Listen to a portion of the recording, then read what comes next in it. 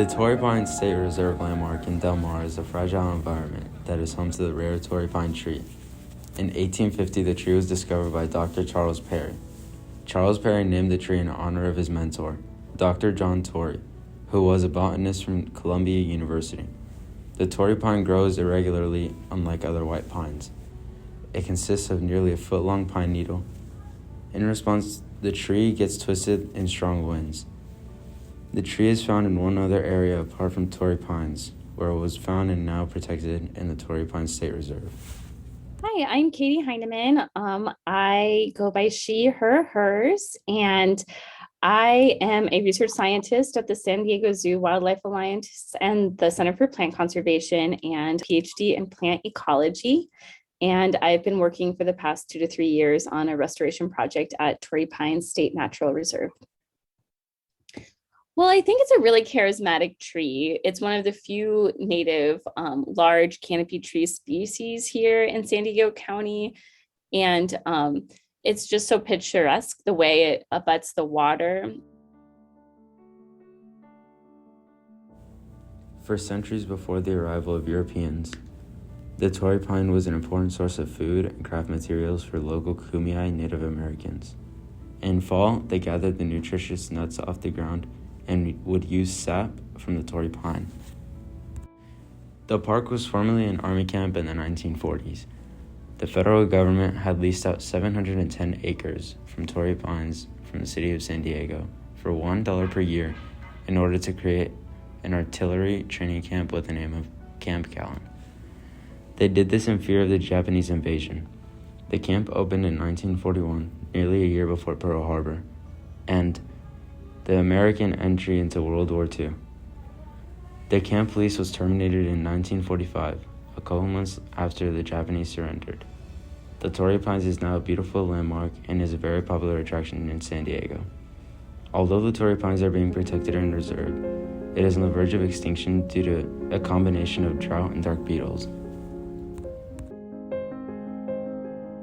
Going over these Torrey pines, bark beetles are slowly killing them. Here, Docent Williams shows us how the bark beetles infiltrate the bark, and this is the damage that they create.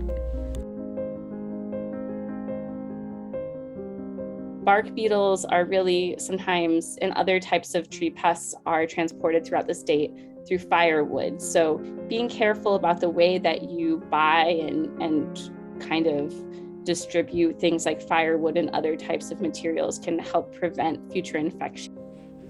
Docent Dale Williams claimed in 2017 that since 2014, 25% of the reserve's trees, or 6,000 trees, have since died by acid pH of the fog, which has high aluminum levels due to geoengineering.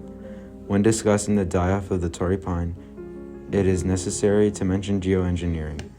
Although when discussing the causes centered around the Torrey pine endangerment, many people only focus on drought and bark beetles, and they forget to mention that drought is not the only cause of gradual extinction of the Torrey pine. It was found that geoengineering is one of the main causes of its demise. Geoengineering is meant to fight climate change, but instead the outcome kills off most of the rare pine tree in the US. It weakens it and causes the tree to be susceptible to insects, such as bark beetles. High levels of aluminum were found in the bark of the trees. Another example is planes spewing sulfate particles into the stratosphere at 60,000 feet. It was said that the goal is to protect the Earth from just enough sunlight to keep temperatures low. But upon further research, studies show that although it's said to be cooling the temperatures, it's doing the complete opposite, which was shown as another reason the trees have been dying off.